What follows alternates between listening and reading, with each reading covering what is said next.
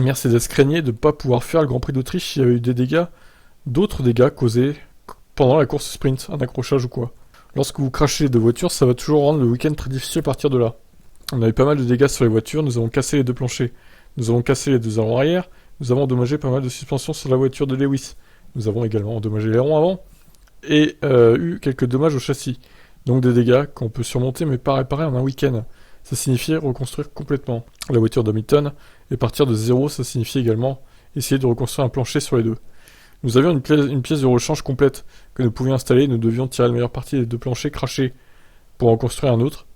Et cela signifiait également que nous étions compromis sur l'aileron arrière de George, parce que nous n'avions cassé l'aileron arrière de rechange. Nous avons choisi de le mettre sur la voiture de Lewis parce qu'il allait devoir remonter davantage de place, ce qui signifiait que George avait un aileron arrière qui n'avait probablement pas le niveau d'appui idéal. C'était un peu trop d'appui pour ce circuit. Ah ah, Lewis Hamilton, favorisé, certains vont dire. Le travail de réparation sur chaque voiture n'a été terminé qu'à mi-parcours de la deuxième séance d'essai samedi matin, ajoutant aux complications de Mercedes. La reconstruction complète de la voiture d'Hamilton a été achevée au tout dernier moment. Dans le cas de Lewis, il avait fait tellement de dégâts au châssis, nous avons dû en quelque sorte reconstruire sa voiture à partir de zéro, à partir d'un châssis de réserve, en installant le moteur, la boîte de vitesse, toute la suspension, tous les systèmes de la voiture qui se boulonnent autour du châssis. Tout devait être mis en place et les mécanos ont réussi à le faire en 3h30 samedi matin. Ce qui est un exploit incroyable, et c'est tout leur mérite qu'il ait pu rouler en libre 2 une quinzaine de minutes. Après avoir reconstruit les voitures, nous avons également dû reprogrammer nos essais.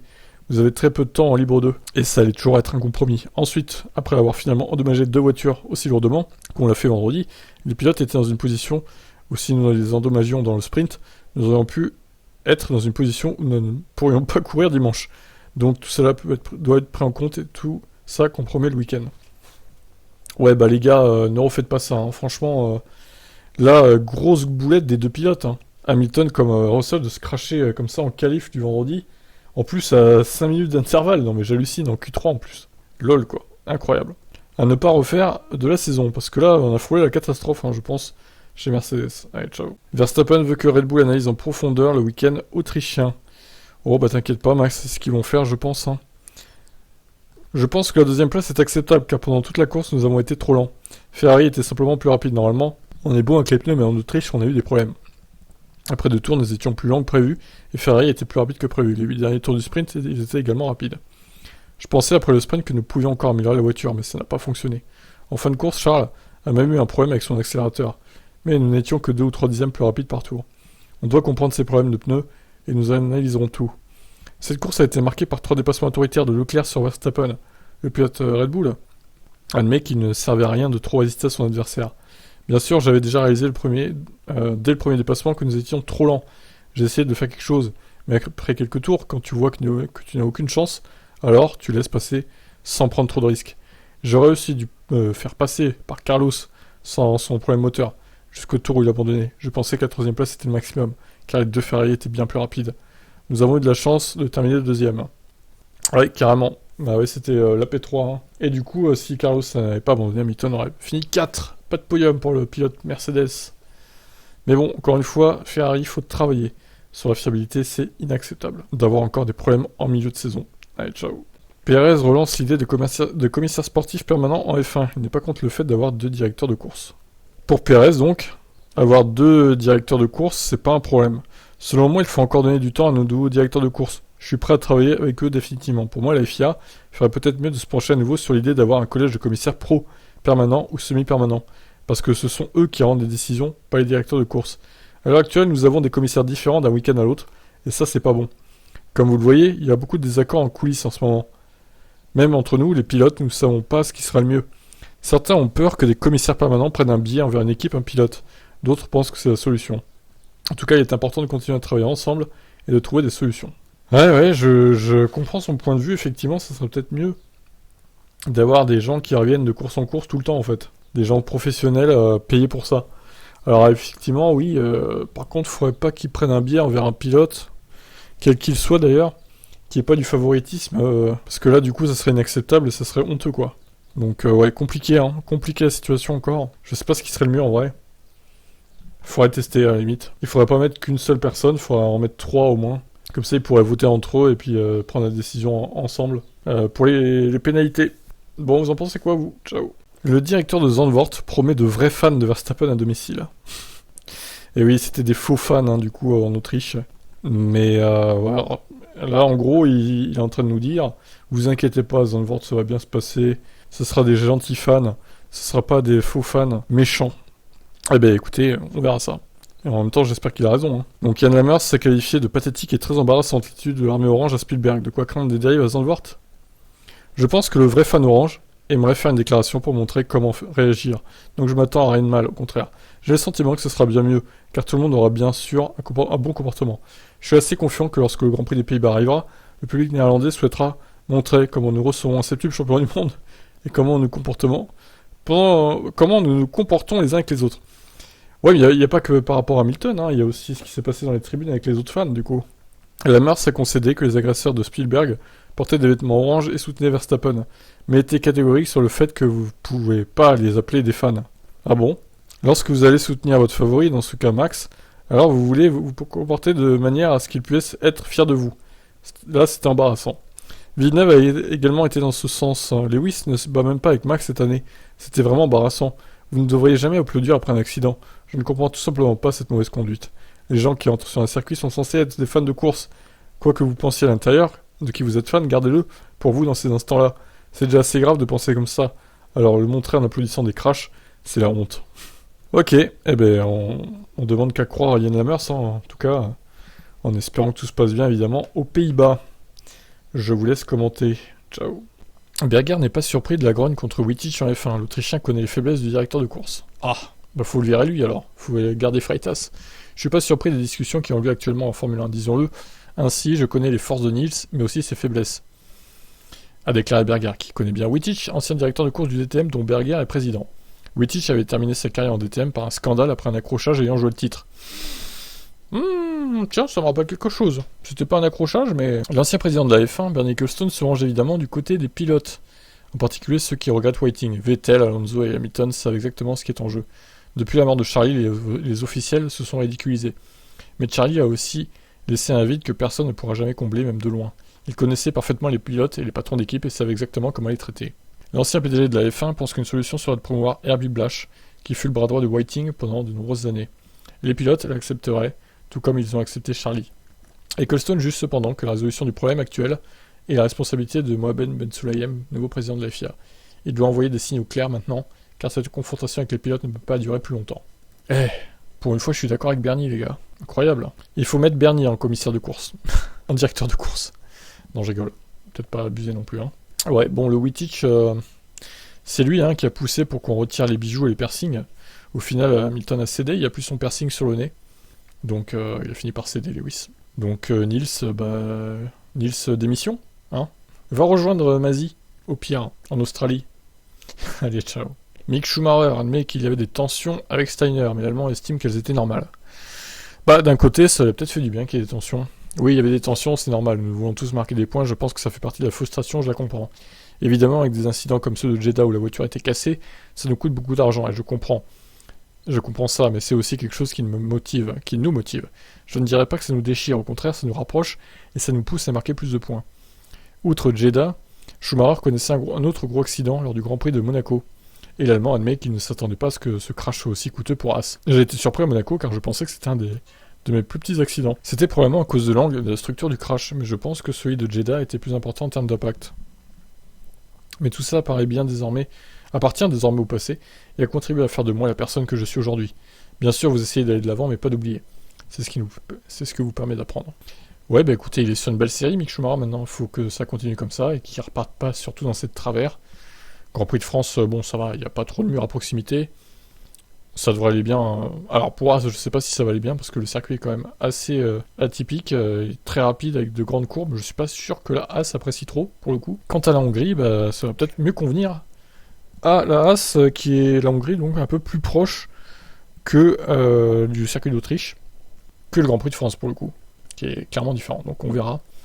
Et on lui souhaite évidemment le meilleur ami et on espère que sa saison est lancée. Allez, ciao. Pour Massa, la priorité de Ferrari, c'est la fiabilité, pas de désigner un leader. Oh bah, vous savez, ils peuvent faire les deux en même temps, hein, ma foi. C'est deux choses absolument différentes. Alors, les rôles étaient clairs en 2006, confie Massa, âgé de 41 ans aujourd'hui. Puis est venue la période avec Kimi, Nous avions convenu avec lui qu'avant la course à Spa, nous pouvions nous battre. Puis celui qui est derrière aide son équipier. Il ajoute que ces exemples restent pertinents aujourd'hui avec Charles Leclerc et Carlos Sainz, tous les deux dans le top 4 des pilotes. Ouais, mais là, il y a quand même beaucoup d'écart entre Leclerc et Carlos maintenant.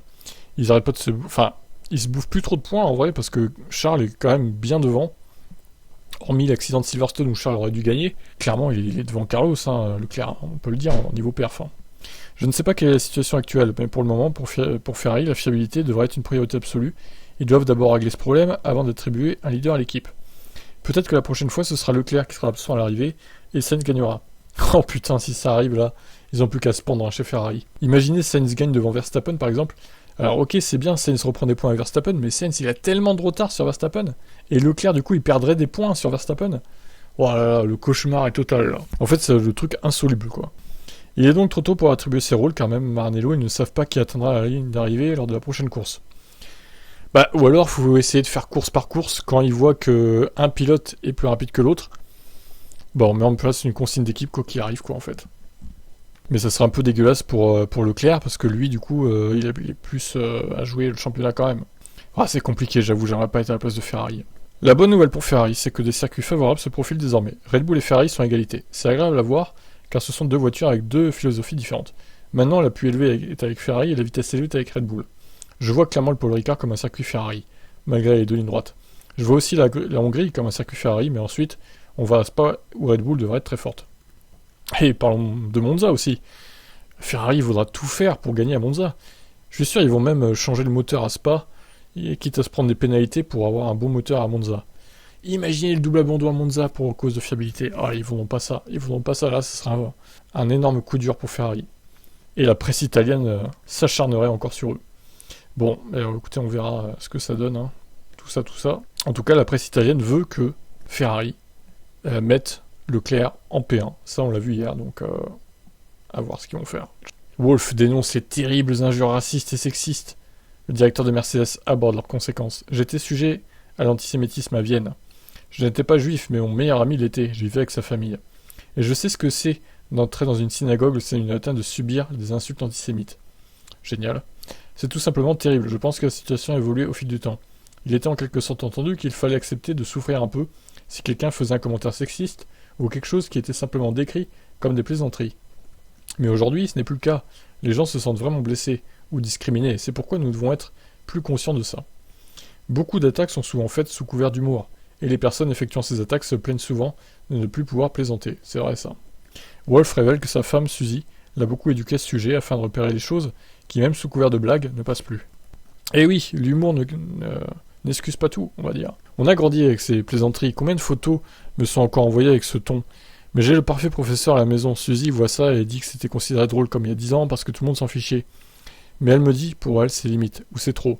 Pour nous, les gars qui ont connu ça, qui ont toujours considéré tout ça comme des plaisanteries, on doit changer un peu notre fusil d'épaule parce que les filles et les femmes ne veulent plus de ça. Ouais, c'est vrai, les temps changent, hein, l'époque change, les mœurs changent. On peut plus faire les mêmes blagues que dans les années 2000, voire les années 90, etc. quoi. Est-ce que c'est bien ou pas? Ça dépend des blagues, je dirais. Mais bon, on doit faire avec, c'est comme ça. Hein. Donc voilà, vous en pensez quoi, vous? Est-ce que c'était mieux avant? Je vous laisse commenter, ciao. Coulthard, Hamilton et Verstappen doivent faire preuve d'unité devant les fans, afin d'éviter les abus vus à Silverstone et Spielberg. Hamilton et Verstappen faire preuve d'unité ensemble, main dans la main? J'ai du mal à imaginer la scène. Bon. Déjà, vu comment il s'évite sur le podium, on l'a encore vu au Grand Prix d'Autriche. Selon Coulthard, le meilleur moyen de réduire les tensions entre fans britanniques et néerlandais, toujours marquées par la lutte intense de 2021, serait de voir Hamilton et Verstappen transmettre ensemble un message d'apaisement. L'Écossais est cependant conscient qu'il sera difficile de voir les deux hommes s'associer pour une cause commune, pas seulement à cause des tensions de l'année dernière, mais principalement en raison de leur différence d'âge. Oui, il y a ça aussi, c'est vrai, ça pourrait être son petit frère à Hamilton finalement, Max. Je pense que c'est à cause de la différence d'âge, c'est une question de génération. Lewis et Max n'ont simplement pas de connexion, alors qu'il en existe une entre Charles, du coup, Carlos, Lando, George et tous les pilotes de cette génération. Peut-être que la différence n'est pas si grande que ça, 10 ou 11 ans, quelle qu'elle soit, mais dans le sport, ça représente plus qu'une génération. J'aimerais les voir bras dessus, bras dessous, et parler aux fans de F1, car nous avons entendu Max se faire huer à Silverstone, et je suis vraiment pas heureux de voir ça dans notre sport. Oui, et puis du coup, Lewis Hamilton, acclamé par le public néerlandais, lorsqu'il s'est sorti en qualif en Autriche, évidemment. Vous pouvez soutenir qui vous voulez, mais soyons fair-play, faisons de manière respectueuse. Franchement, s'ils font une vidéo un jour d'appel au calme, on va dire, je vous la diffuse sur la chaîne, rien à foutre des droits d'auteur. Alors là, ça serait tellement épique. Bon, on la commenterait ensemble même. Allez, je la commenterai en même temps. Ça serait vraiment incroyable. J'ai quelques doutes que ça arrive, mais bon, franchement, si les situations ne s'améliorent pas sur les circuits, ça pourrait potentiellement donner l'idée à la F1 de faire ça, quoi, en vrai. On verra à Zandvoort, notamment, comment ça va se passer. Ça se trouve, ça se passera bien, comme l'année dernière. Il n'y aura pas de scandale comme en Autriche l'autre jour. Espérons. Allez, ciao. Le cri d'alarme de Gasly, on ne peut pas continuer ainsi. AlphaTauri a besoin d'Evo. Maintenant. Le week-end fut un désastre. Mais pourtant, une autre équipe qui n'a toujours pas reçu d'Evo a réalisé un bon week-end. Au Red Bull Ring, c'est Haas. AlphaTauri est même passé derrière Haas au classement. Ça, je m'y attendais pas honnêtement. J'ai essayé de faire tout ce que je pouvais à l'intérieur de la voiture, mais pour le moment, il n'y a rien à faire. Je pense donc que nous avons désespérément besoin d'Evo sur la voiture pour pouvoir obtenir un résultat décent. Regardez Yuki, regardez-moi. Même sur la stratégie, on a perdu une position lorsque nous sommes rentrés au stand, mais à la fin, nous n'avons tout simplement pas de rythme. Vous pouvez faire ce que vous voulez, n'importe quelle stratégie, avec la vitesse que nous avons en ce moment, ça ne fait pas de différence. Comme je l'ai dit, nous devrions avoir de nouvelles pièces, et j'espère qu'elles seront là pour la France, et que nous pourrons montrer un meilleur rythme là-bas. Ce n'est pas surprenant si vous n'avez pas de nouvelles pièces. D'autres s'améliorent, et vous voyez, au début de l'année, nous nous battions avec les gars à l'avant du milieu de grille. Maintenant, nous finissons 20 ou 30 secondes derrière. Nous perdons 4 ou 5 dixièmes par tour sur eux. C'est ce que nous devons trouver. Ouais, mais c'est énorme, je sais pas ce qu'ils ont foutu pour être si largués, là. En fait, c'est à se demander s'ils comprennent vraiment leur voiture ou pas, quoi. Les mecs, ça se trouve, AlphaTauri, ça va être comme le Minardi à l'époque, c'est-à-dire fond de grille. Ça va être, ils vont se battre avec Williams, quoi. Super. Alors, Tsunoda, nulle part en termes de rythme en Autriche, le japonais a ressenti les mêmes sensations. Oui, il est même, et même probablement, pendant tout le reste du week-end, c'était très similaire. Les pneus frais étaient capables de cacher ces problèmes, l'adhérence, l'imitation aérodynamique de la voiture, mais dès que j'ai senti un peu moins d'adhérence, ça a commencé à glisser beaucoup. Juste glisser autour, nous devons définitivement trouver quel était le problème. Le pilote AlphaTauri n'a fini en course que devant Vettel, envoyé d'ailleurs en tête à queue par Pierre Gasly. Mais Tsunoda arrive à se satisfaire de peu. Au moins n'a-t-il pas commis de bourde. Super, pour une fois. Pour être honnête, je suis vraiment satisfait de ce que j'ai fait en course. Bien sûr, la dernière fois, ce que j'ai fait à Silverstone, donc la collision avec Gasly, était vraiment mauvais. Mais je dois continuer dans n'importe quelle situation, garder la tête basse et continuer comme ça. Ouais, AlphaTauri, c'est pas bon. C'est pas bon ce qui se passe en ce moment. Il va falloir réagir et vite. On verra si c'est au Grand Prix de France, espérons pour Gasly, qui est son Grand Prix à domicile quand même. Ne l'oublions pas. Allez, ciao. Verstappen ne serait pas étonné de voir quelques victoires pour Mercedes cette saison. Mais il ne les voit pas dominer la deuxième partie de saison. Moi, non, je pense que c'est cuit pour Mercedes cette saison. S'ils arrivent vraiment à choper une victoire, ce sera déjà beau. Ils sont meilleurs qu'au début de l'année, mais il leur faut encore un peu plus. Sur un tour, ils ne sont pas mal maintenant. Mais sur la distance d'une course, nous voyons que nous arrivons à la distancer assez rapidement. Pour l'instant, ça dépend des circuits à Silverstone, ils ont été très rapides en course, donc ça progresse. Et s'ils trouvent la clé pour tous les circuits, on pourrait s'attendre à les voir jouer quelques victoires. C'est comme pour Ferrari et nous, tous jouent sur quelques détails. Mais c'est ce qui fera la différence au final. Je pense pas que Mercedes pourra progresser assez pour dominer et nous passer au championnat. Ce sera un retournement de situation incroyable. Mais il reste pas assez de courses, je pense, pour que ce soit le cas. Une Mercedes compétitive, c'est la promesse d'une bataille à trois équipes pour les victoires. Et le retour des rivalités de l'an dernier. C'est bien pour la F1 d'avoir plusieurs équipes qui jouent la victoire. 2, c'est déjà très bien, voire 3, c'est déjà encore mieux. La rivalité, je pense qu'en 2021, c'était davantage entre les équipes, Red Bull et Mercedes, qu'entre les pilotes. En tant que pilote, nous avons beaucoup de respect entre Lewis et moi. Ouais. Nous savons reconnaître quand l'un fait bien. Je pense qu'il y a plus de respect entre Leclerc et Verstappen qu'entre Hamilton et Verstappen pour le coup. Mais bon, après, on peut pas s'entendre avec tout le monde. Pour l'instant, nous ne sommes pas en lutte avec Mercedes. Ça sera peut-être différent en fin de saison, on verra comment ça se passe. Ouais, wait and see. J'espère déjà que la fameuse mesure qui doit arriver à Spa va changer quelque peu les choses. Grand Prix de France, je m'attends à voir un Mercedes assez compétitif. Mais à quel point, on verra ça. Je vous laisse commenter. Alors, Red Bull est solidaire face au harcèlement. Bah oui, en même temps, normal quoi. En ce qui concerne ces incidents isolés qui se sont produits, évidemment, nous ne tolérons aucune forme d'abus, d'intimidation, de racisme ou de préjugés, de quelque manière que ce soit Reiter Horner. Nous sommes absolument unis avec tous les membres de la communauté de la Formule 1 sur ce point. J'ai été heureux d'entendre sur le podium qu'il n'y avait, en tout cas de là où je me trouvais, aucune huée contre Hamilton, et qu'il y avait du respect pour tous les pilotes, ce qui est normal. Horner n'a aucun problème avec le fait que certains fans supportent des pilotes ou équipes, mais il attaque les personnes ayant des comportements graves, assurant que Red Bull lutte autant que les autres équipes contre cela. Pour ce qui est de préférer un pilote ou une équipe, ça se produira toujours. La seule chose qui est intolérable est toute forme d'abus, de préjugés, de racisme ou d'homophobie.